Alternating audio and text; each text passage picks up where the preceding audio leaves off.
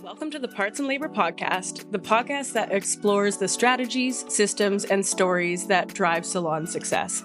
I'm Alicia, founder and CEO of Salons. And I'm Whitney, head of sales here at Salons. And welcome to the Parts and Labor Podcast.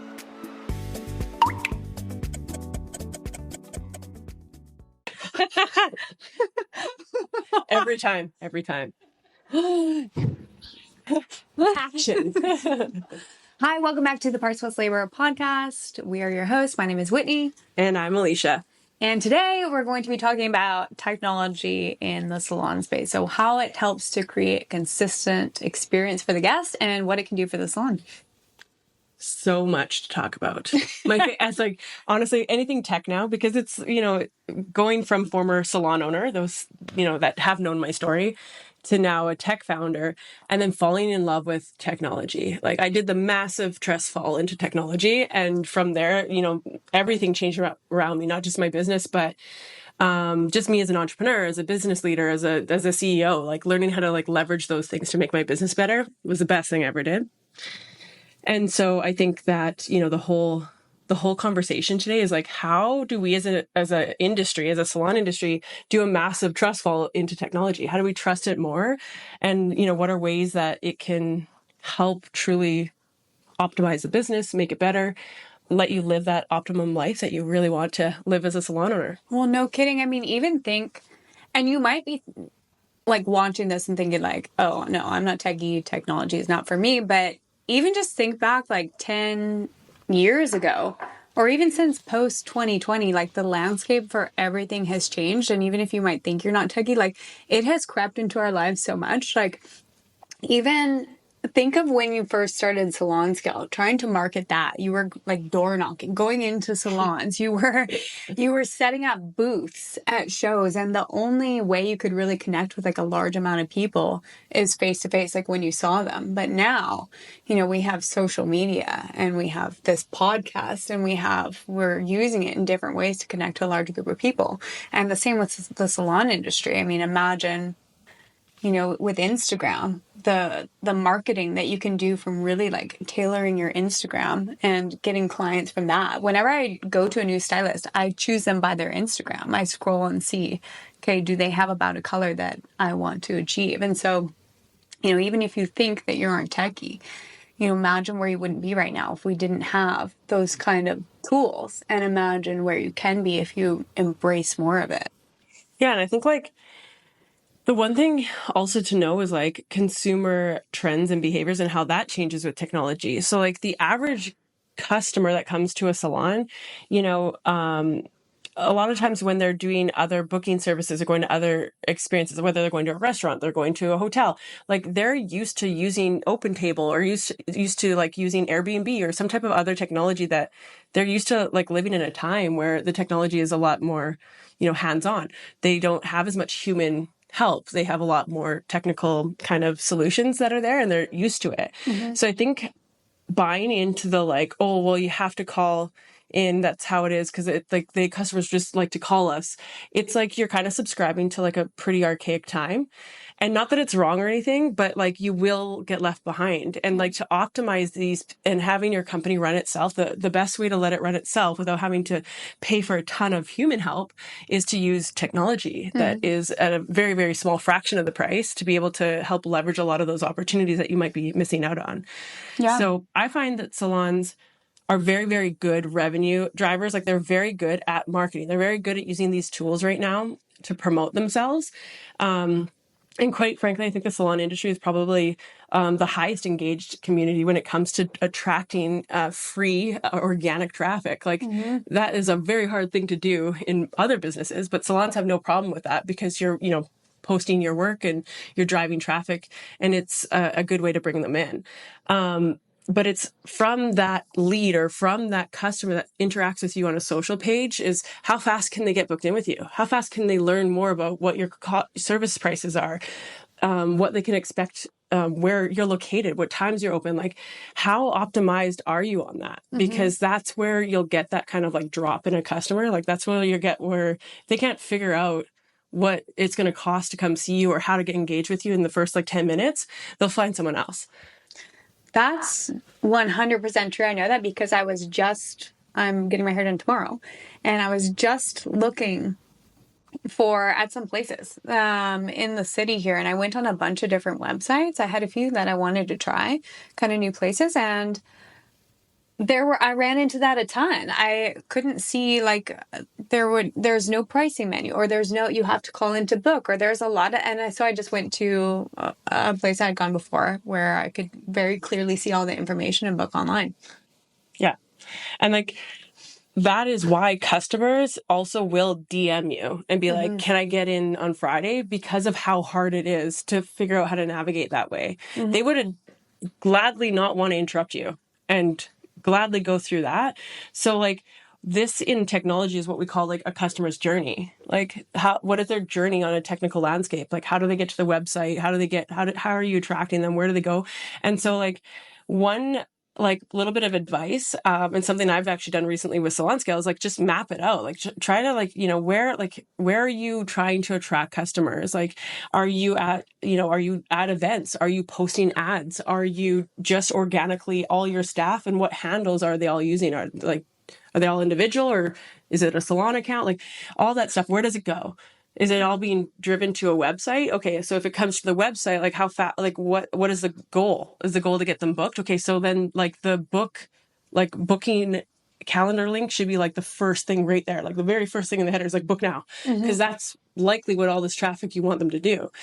And then from there, it's like, how fast, when they go through that in whatever booking software you use, like how hard is it to book? How easy is it for a customer to understand what your menu is? If your menu is like, by hour, is that easy for them to understand how to book? If it's by menu, do they know what the difference of a balayage to a full head of color is to like a partial to what we explain it as? Or is it like, confusing? And I can't imagine calling the dentist and be like, hey, my L7s and my, R10s need, work. So let's book that in. Like, Right. You don't speak the same language. So like, that's the things you have to ask is like, is this why we're having to rely back on more human touch, right, to make that happen? And I think that like, if you break those little things down and just test it out and try to figure out how to like make it a little bit faster and easier, you're going to save so much more time and money. Because not only are you going to not be answering DMs at like 10 o'clock at night and trying to book people in, or as a salon owner, you might be getting messages from, new customers or customers of some of your staff. It just like takes a lot of that time away and keeps it, a lot more off your mind, and knowing that there's a source for them to kind of go through. And then, so you save your own time and then money, having someone to be there to always answer their phone, to do all that stuff, like that costs a lot of money. So, you can really eliminate a lot of that by having technology to serve that. Yeah, absolutely. And that's as far as getting clients through the door. But the same thing applies for running the business and when they're in the business and the kind of experience that you're giving them. If you're relying on still writing things down, or, just kind of making up prices on the fly, emotional discounting. It's kind of a different price each time based on whether the stylist added those extra bowls or not. It's the same kind of thing. And embracing technology, now that we have technology for actually in the salon, embracing that is going to help just streamline things as well. And you can be opposed to technology. I mean, that's kind of me. Like I don't like change. I have this thought of like the olden days when times were good and we rode our bikes everywhere and like there was no cell phones and everything. And now I'm on mine all the time, just like everybody else. But so you can be adverse to it, but those who embrace it are going to start to go like this. And those who put their foot down, they'll plateau, or they'll grow at a much slower rate versus those who just dive in and say, I'm going to use this to help me with my business. Oh, absolutely. And I think it's also critical as a salon owner. It's also imperative that like you're probably employing like quite young individuals. Like this is their first job, their first career. Like they're usually, 19, 20, 21, they're coming in and it's the first job. So you're not only teaching them how to teach rapport with customers, how to service customers, the service-based side, but there's processes and how to, understand how, things operate. Now, it's planting the seeds in the next generation. So like the whole goal is to try and, maintain a relationship with your staff to be there as long and give them a full life career. But statistically, that's not likely the case. A lot of the times what we see is, stylists do, after that 10, 15 year career span, they just can't simply work behind the chair anymore. Mm-hmm. So what's the next evolution? So if you have processes and you have that in place, there's a chance that they can now take on building more of that stuff with you. And or again, you're doing your part to train them to be accustomed to what will happen when they get into other parts of their career, other stages of their lives, right? I remember this from like my very first job, learning first process and learning like the way that things operate. And it was like, I took it with me today. And that's how I built in processes and developed all these procedures within any of my companies because of my very first job that like really wanted me to know critically that you need to have these things in place to have something sustainable or successful. And so that's what's really important is because those stylists are either going to go on and build their own companies or they're going to go on and work in other, probably larger organizations or go back into other positions. And so like it's doing your part to make sure that they have that initial start and they will always remember that. Like they will always remember the beginning. They will always remember that, that seed that you planted in them. And again, you do your part building a much better sustainable ecosystem for everyone.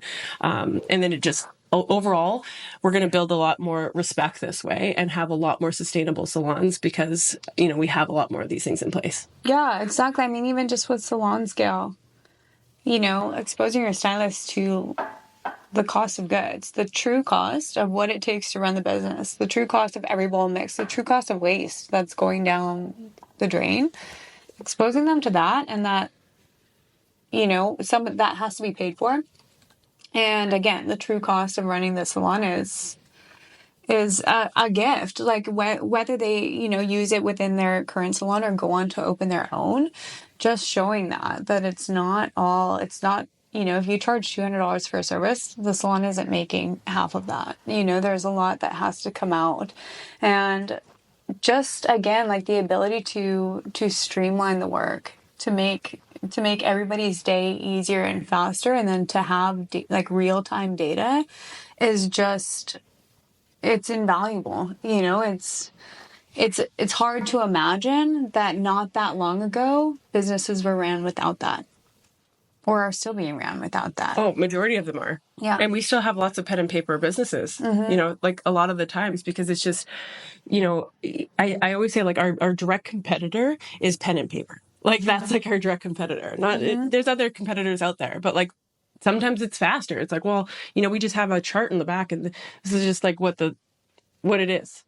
Sometimes we think that's easier, but like, is it stored? Is it logged? Can it service in the future? Is there anything collected on it that can make us smarter, more efficient, more, transparent to scale ourselves past like this one operation kind of situation? Like, do I want to stay like this forever? Or do I want to actually like lean into being like the CEO of my salon and maybe have multiple salons, maybe get to a point where I'm just like owning and operating the businesses versus like being in it. And I think that like that comes to like the marriage between like technology and salons is salon owners are so busy in their business that they're not working on their business. And so the technology will help you work on your business versus in your business. You can't do shit in your business if you're stuck in it. Your mind cannot it's like if you imagined flying above and looking down at the forest and finding the most efficient path and then constantly having to scoop down and then walk the path with people and be like, oh, we'll do this and we'll do this and then go back up. Like how exhausted, like that's what you're doing. Right. So like, how do you get yourself to elevate yourself to a place where, you're helping drive everybody to their goals and, to help encourage using technology, using data to say, it's like, hey, you know what, you're walking at this pace. Here's this great. If you want to really hit that next, that next milestone or hit that next thing, I can see based off what's going on, like you only have to service this many more customers, or you only have to increase a transaction by $10 more. Like, do you think you want to hit that goal? Like, yeah, okay, great. Awesome. Let's get that for you. You're now sitting in a position where you're really leading things to the bird's eye view of what you want. And every time you dip down to where you think it's comfortable, growth is not there. Growth comes at the edge of your comfort zone and growth comes in those moments of evolution. You don't know really what you're doing in that zone, like it's uncomfortable. Like no one knows the exact perfect strategy. They may have a vision, but it's like living in that uncomfortability and just trusting like, okay, like I'm like, this is my role. This is how I'm going to do everything. That's really going to get you out there. And so I just encourage people to like, stay up there. It's important, and you'll challenge yourself a lot more. You'll gain a lot more respect with your teams. But what you'll ultimately do is you'll buy yourself, a position to have that financial freedom and that ability to like have what you actually wanted versus, sitting back and having that resentment or having that moment where you stalled out. Now you can't fly. You've lost your wings. You've lost your wings. You lost everything, and now you can't see. And now you're stuck, and now you're stalled out, and you have to decide if this is the end for you. That's not where you want to go. Right. So. Yeah. I mean, technology will, definitely give you that time back, but also again, and then scale. I like how you brought up being able to scale, because working in your business, trying to grow it, trying to maybe open like another salon while you're still physically doing that same job, also running the salon, also doing all the numbers, there's only so much time in the day. And that's where technology is incredibly helpful. And then giving you that real-time data. So not having to go write anything down after, because afterwards, when your client's gone, the ability to capture any like missed profit is also gone. And that mistake is going to carry over next time they come in. You can't say, hey, by the way, we undercharged you $25 last time. We just realized it kind of when you left. Like, that's gone. And so knowing that in real time and using technology to really make sure like every single service is absolutely optimized, that's going to allow you to scale. Like that's you can have said it before, but you can have this perfect pricing model. But if it's not being, and you can, really like do all your numbers, lay it all out there, find the perfect amount to include in the service, find the perfect amount to charge for an extra bowl. But then if at the end of the day, well, you allotted for 40 grams and 60 grams was mixed, or they used 2 extra bowls, but only 1 was charged. Like none of it means anything. None of it means anything. Your pricing model means absolutely nothing if it's not being followed exactly. And with the thin profit margin in a salon, can't afford that. And so that's where technology really keeps everybody, not held accountable. That sounds like a punishment. I don't mean that, but just you can see everything. Oh, absolutely. And I think that the way to keep that momentum, like we, just talked about, sailing into looking above, is you need real-time information. You need information that's not necessarily just spoken to you. Like, we feel this, if you have staff that's oh, customers are having this problem, or this is happening, or we're out of the stock, whatever. That's word of mouth. That's there's qualitative and quantitative data that can come in. So qualitative is that real time, what the people are experiencing. So you can get quality information of what's experienced in that. And then there's quantitative, which is measurable results. So being able to have both of those is the way that you can kind of scale it out.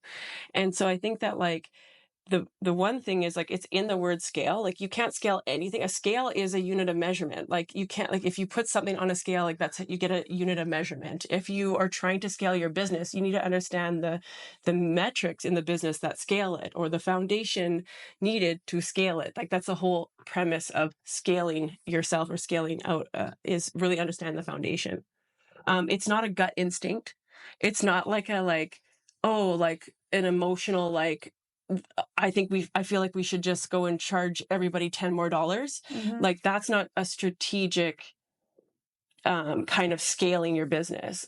Really, I think what it is just understanding what is all the economics of the business, from customers coming in to us servicing them down to every service. Am I capturing the profit target that I need? And then from that, I'm able to now put together a strong kind of sense of what I want to budget for the next year, what I want to invest in, what do I want to grow? Do I want to grow more customer count, or do I want to grow more profit? Mm-hmm. In order to do that, do I understand all these things to do it? And I think that like sometimes we get scared as salon owners because what I'm saying, like this language scares people. Sometimes it's like, well, that's like too much. Like I'm a hairstylist that turned salon owner, and like that's what I do well. So I'm nervous to step into it. Well, I'm here to like also say, whoever's listening, like I was you. I was the same thing. So like if I can do it, I feel like everyone can. It's like leaning into that uncomfortability and start to really understand what those are. It will change your business. And trusting the technology, it's like trusting these things. I think like the one thing is like, we talk, what you had just mentioned about, the transition of understanding, like when the customers come in, what's the point then? So again, we started this whole podcast about, that salons are very good at generating revenue, getting customers come in, creating that awareness, maybe optimizing a bit to make it faster for them to get into the chairs. Then you kind of brought up, once they're in there, then like what technology can you use to like help optimize that? So those are those things. Those are the back bar management softwares, Salon Scale, using, financial models, parts and labor, which we're heavily talk about. Like, how do you make sure you use and leverage all this knowledge and tools to be able to optimize all that stuff? Because the goal of when a customer comes in is not to give them the greatest service that day. It's for them to be a repeat buyer. So you don't have to reacquire them.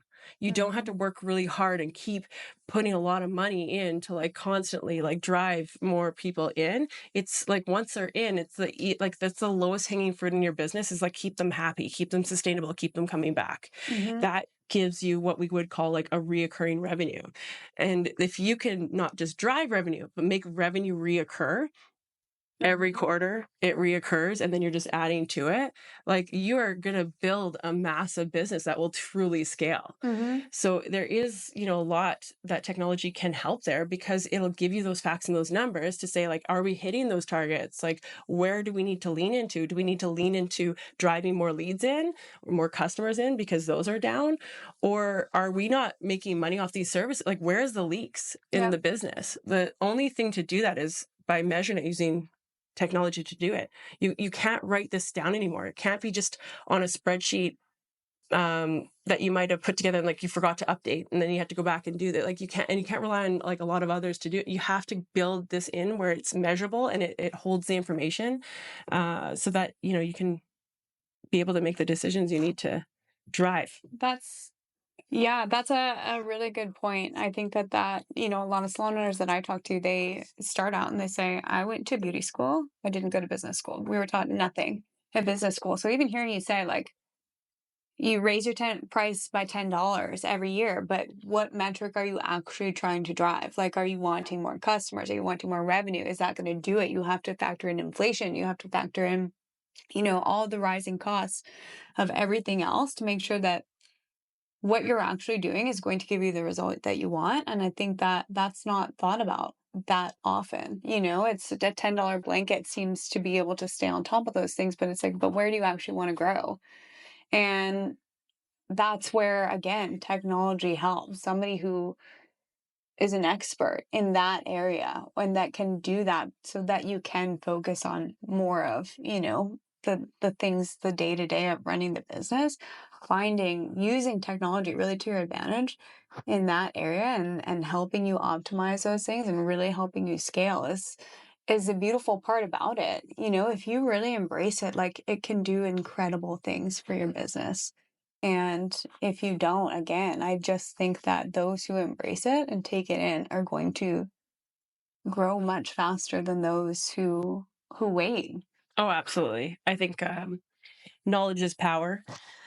Technology is moving at a rapid rate. We all know, we won't like get into that heavy, but like we all know that the world of AI is here. And so like again, like what was going at a 10x rate is now going at like 1,000x rate. And you have an opportunity to leverage this technology to be able to like really optimize your business. Like you do not have the cash flow to support like an entire marketing agency. You don't have the cash flow to support like a full-time HR or like an accountant. Like you can only meet them like once a year on your year ends, right? Like whereas using technology, like a lot of these things, can be leveraged to actually work for you. And it just takes kind of being very curious. The first part to start is being curious. Don't be hard on yourself. You're not going to know everything, but like develop like a 1 or 10% mindset. Like, I'm going to learn 1% every day, and then I'm going to get 1% better every day at it. Mm-hmm. Or, I only need to know 10% of this software. I only need to like adopt like 10% of this to know it'll work. Mm-hmm. Do you need really 100% of all the features and all the things to find success? Or like, what is the smallest slice to find your success? And then you can learn the rest as it goes. Like, sometimes you don't need the full platform. That's what we say at Salon Scale. We can optimize many things. We can help you with inventory, orders, like making so much more data decisions in your business using the technology. But maybe, the 10% is just by weighing. Like, the first part is just tracking the color. Seeing your cost. That's it. Cost of goods calculator. Start there. Get the 10% done. And that 10% will buy you enough to be able to like have trust for the technology, but then be able to invest, more time to be able to learn the other things that you're, adopting at the time. But that's the whole thing about technology, is just to just jump in. Again, do the trust fall, jump into it, and find ways to scale you outside that business. It's like you started this business so that it paid you in dividends. Like, this isn't a hobby. This is your business. The one thing that pains me when I think of salon owners out there is the ones that like are losing out of time on their families, the stress that's around them. They go home, everybody else thinks everything's great, and they're sitting there, living, a delusional mind, and like they're sitting there alone, and they're stressed out, and they were at their highest game. They were huge stylists that were actually generating a lot of revenue for themselves individually, and the moment they said, I'm going to open something and share that, they are sitting in this like loss. And to get through it, they now have to like learn about technology. They have to learn about business. They have to learn about things that weren't necessarily fueled from their passion. Now they're kind of forced into it. And so I think my whole goal is, as someone who builds technology now and software for salons, is let's make it as simple as possible so we can have that trust. Let's start at trust, so you can get back to doing what you love, and let's let the technology like take care of the rest. I want to bring up a quote that you told me a long time ago at this point, but I think you said it was one of the sharks that said they would never invest, like the one industry that they would never invest in is the salon industry. And I think if it made easy millionaires, everybody would do it. It wouldn't be the salon owners that are like actual stylists that create salons. It would be people from Wall Street, right? If it were easy and quick money, everybody would do it. So why do you think he said that? And how does that get changed? Well, I think like when we think of a sector like the salon industry, this is a service-based industry. I think salons and restaurants are exactly the same. Extremely high turnover on your staff. So like it's really hard to build a team that can scale you to the next level. Cash flow is very unpredictable. So you have like a lot more transactions happening daily, but they're micro transactions. And then you have like, when you look at the cost of goods, you look at those variable costs, like they fluctuate a lot. So it's hard to stay on top of that. And then those supplies, they go up out of your control. So it's like, you're always trying to do that with, as well, keeping in mind, you're trying to keep yourself priced right in the market. So you're really in this triangle of like really struggling to keep all these like kind of pillars going on in your business. So it is really hard to really get those things kind of going. And then, when we look at it as like that, if you look at output versus input, most really good investors like think of like, if I'm going to buy something, it's like the least amount of output for the highest amount of, like, or least amount of input for the highest amount of output. Like that's what we want to see. But with salons, we still like, I think what we see is there's just so many inconsistencies when it comes to like how we price. This salon does this one does this. There's still a lot of like inconsistency on like the model, the actual model of the business, that it's really hard for investors to kind of get behind, to say like, oh, this is like a in the box like business, here we go. If salons were able to have like, okay, here's the brand, this salon only does bob haircuts, like we just do bobs, we're the best at doing bobs. Well, am I in a market that can like service 1,000 bob haircuts a month? Maybe if I was in a high, depends on the year. Maybe if I was in like, a high, New York or something where you could be very, very niche on that, then it's like easy. Then you train a stylist to do just that one look. And they just do that over, and you have a menu of all the different kind of bobs and lobs. And like maybe the salon's called Bobs and Lobs, right? Like this is an investable business light bulb just went off. because it's like very cookie cutter, very easy. Just do this one thing over and over. You can control those costs. You don't have everything. So it's very easy. It's like a shoe in. So that's where you have those blow up bars that are more investable because it's the same looks. Like it's the same. It's like teach this, go this way. Salons are a lot more customized. They're tailored to the stylist. Like the reality is the salons don't own the $42 billion consumer relationship. The stylists own that with their customer. That's why. Because it's all variable. It's up to like how they are as individuals in the business. And that whole kind of change is, it would be like going to a restaurant and having 7 chefs in the restaurant and 8 different menus. Like, that's why salons are very, very hard to scale and invest in. And so that's where you see a lot of, people being hesitant on doing that type of investment in salons. And I want to talk about kind of one last thing to maybe wrap it up. But you touched on the lowest hanging fruit is repeatable customers, repeat business, so you don't have to pay to acquire them again. And I think technology there is incredible as well because you're able to give them that consistent experience. And imagine, going into a salon and your stylist is using technology customized to just you. And I want to specifically pull up a story that I met with a salon owner the other day, Lori. Shout out Lori. And I said, what would you say to, a salon owner who doesn't want to charge parts plus labor, who thinks that this is a luxury service and that it should be package pricing, cost of goods is part of doing the business. And I loved her answer because what she said specifically, I think was so true. She said, and it just rolled right off her tongue. She said, I think that having a custom price based on their custom formula and put in technology is far more luxurious than a package price. Love that. Yeah. And true. If somebody pulls up your formula and your picture of last time that you were in and has your exact formula. Okay, do you want to do this again today? Yep. Okay, wonderful. And then can just go from there. That's a lot more luxurious than flipping through, recipe cards. Well, I also think if you go and buy a luxury vehicle, and you get the itemized receipt, does it just say one price? No, it breaks down what's all involved in it. There's things involved in it. So all you're doing is itemizing what's involved in that. In that price point. I would say the funny thing too is pricing is personal in this industry. We make it very personal because, a lot of it's us performing something and then we have to, it's a very it taps into ego and insecurities and it's a feeling based kind of situation. But if you can take facts, you can back that out. And the facts will cut through the emotion, which will make you just stop taking your business and making the personal pricing decisions.